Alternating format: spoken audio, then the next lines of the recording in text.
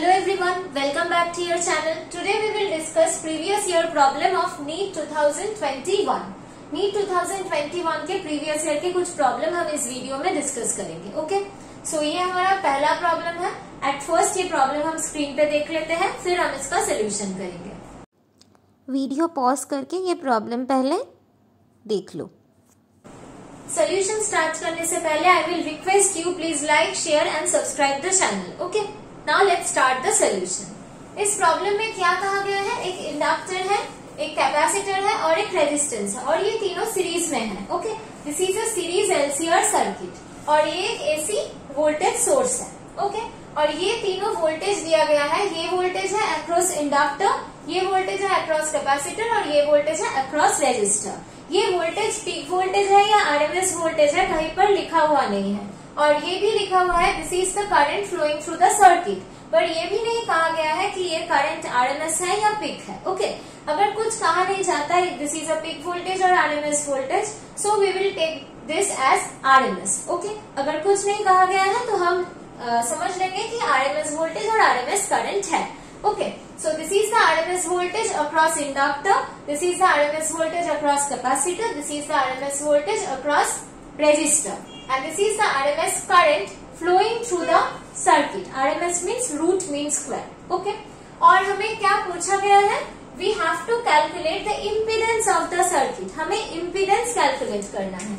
Impedance को हम Z से denote करते हैं. हमें ये impedance calculate करना है. Okay, so यहाँ से हम लिख सकते हैं कि V RMS across the inductor is equals to 40 volt, V RMS across the capacitor is equals to 10 volt, V RMS across the resistor is equals to 40 volt, and I RMS through the circuit is equals to 10 root 2 ampere.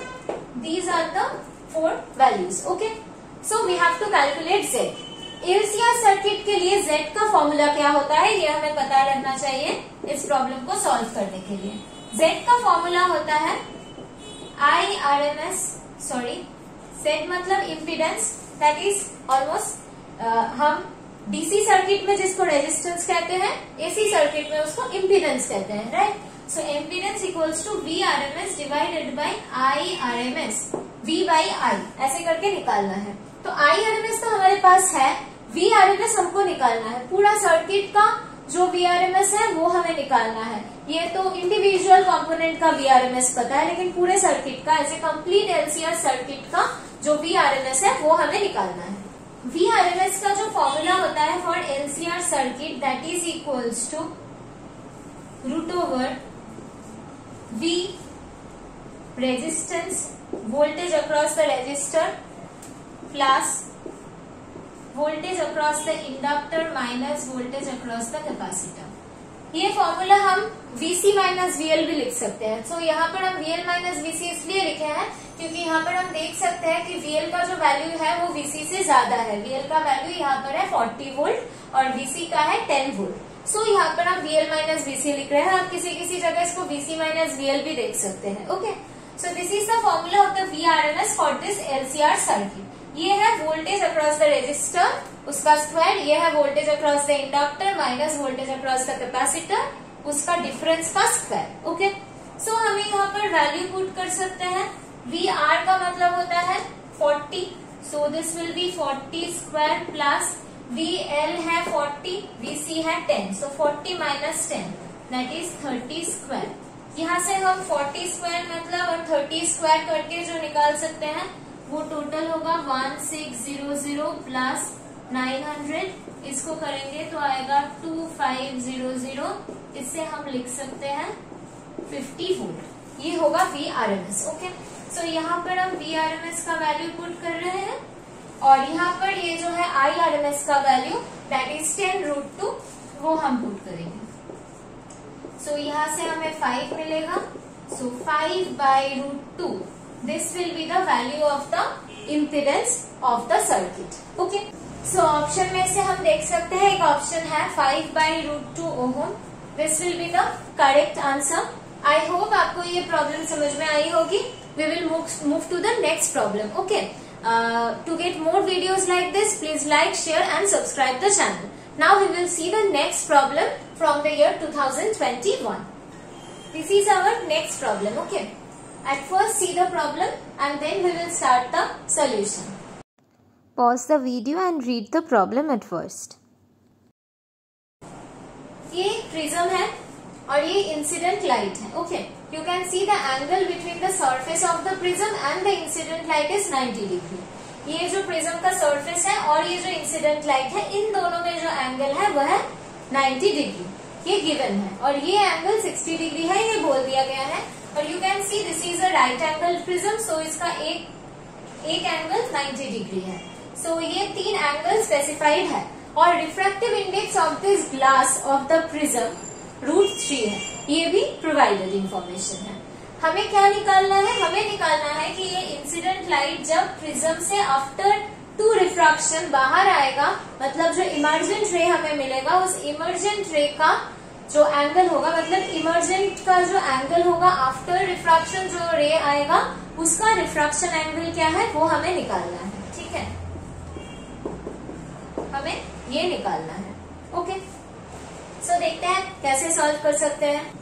यहाँ पर incident angle कितना है हम देख सकते हैं कि जो नॉर्मल है, इस सरफेस के ऊपर जो नॉर्मल होता है, उस नॉर्मल के साथ ये इंसिडेंट रे 0 डिग्री एंगल पर है। मतलब मैं ऐसे दिखा रही हूँ, सपोज ये सरफेस है और रे ऐसे गिर रहा है, making angle 90 degree with the surface.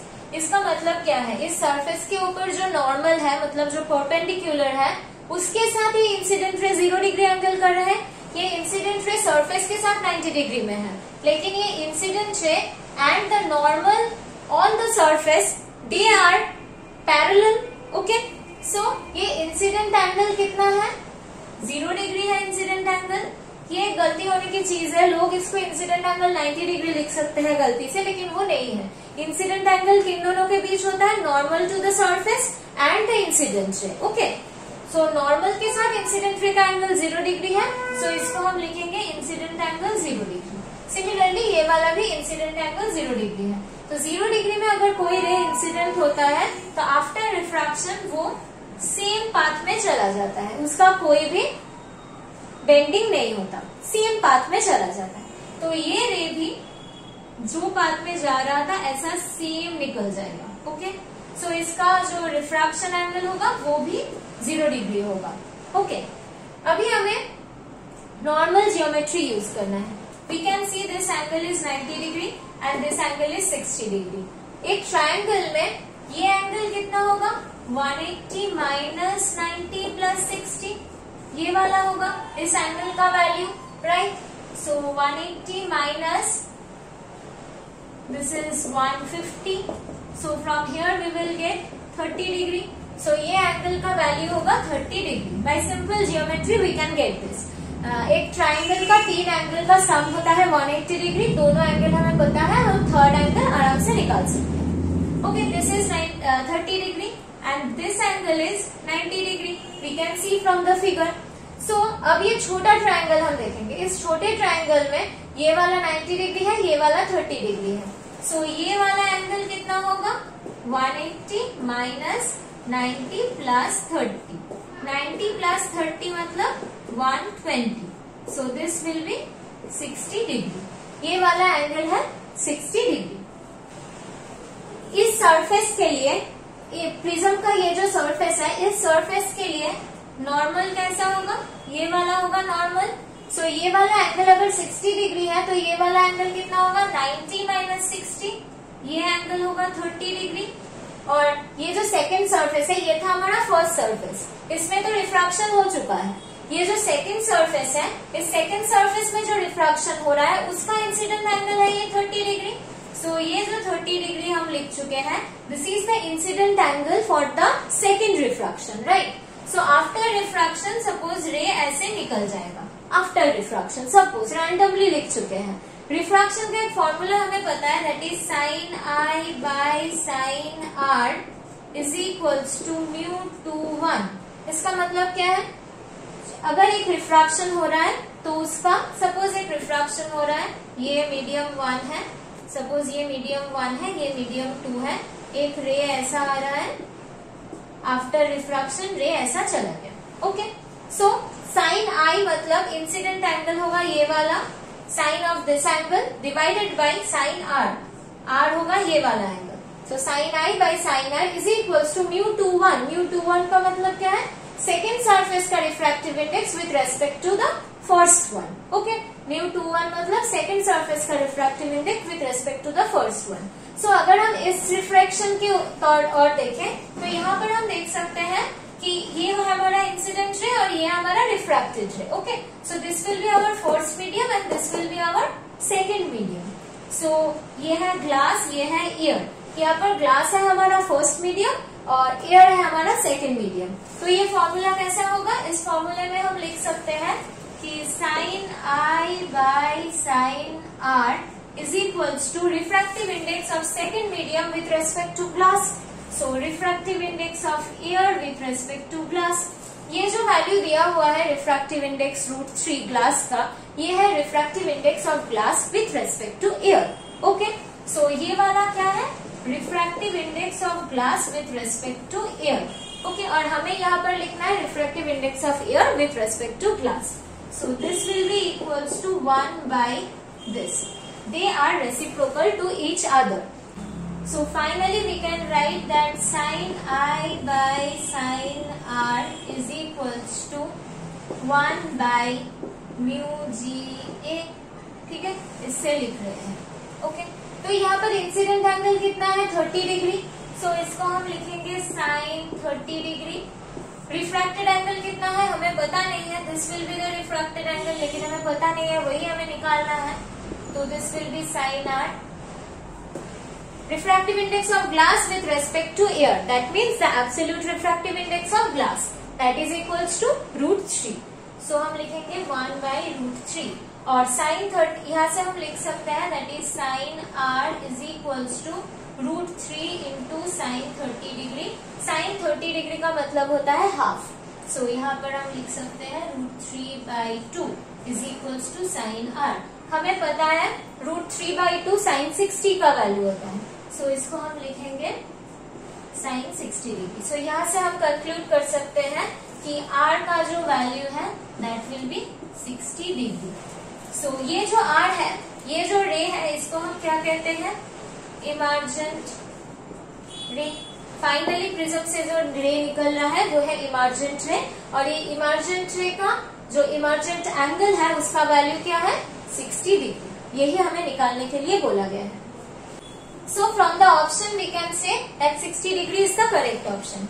ये प्रॉब्लम सॉल्व करने के लिए हमें जो ध्यान से याद रखना है वो है कि यहाँ पर दो रिफ्रैक्शन हो रहे हैं, एक इस सरफेस पे हो रहा है और एक इस सरफेस पे हो रहा है। इस फर्स्ट सरफेस पे हमें ये स्नेल्स लॉ अप्लाई नहीं करना पड़ रहा है, क्योंकि ये फर्स्ट सरफेस पे एक ऐसा केस है जिसका आई का वैल्यू 0 है। इस केस में जहाँ पर इंसिडेंट एंगल का वैल्यू 0 होता है वहां पर स्नेल्स लॉ अप्लाइड नहीं होते। आई का वैल्यू 0 है, इसका मतलब रिफ्रैक्टेड एंगल का वैल्यू भी 0 ही होगा। सो यहाँ पर हम डायरेक्ट आर का वैल्यू निकाल लिए हैं, इसमें स्नेल्स लॉ अप्लाई करने की जरूरत नहीं पड़ी।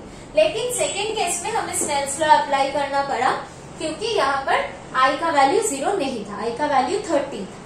ये फर्स्ट चीज है जो हमें याद रखनी है। और सेकंड चीज ये है, यहाँ पर सिंपल जियोमेट्री अप्लाई करके हम सारे एंगल्स निकाल लिए हैं। सो ध्यान से एक बार वीडियो को फिर से देख लेना अगर कोई प्रॉब्लम आए तो। एंड नेक्स्ट चीज जो याद रखना है, ये फॉर्मूला स्नेल्स लॉ का, sine i by sine r हमें याद रहता है, लेकिन जो चीज हमें याद रखनी है वो है μ21।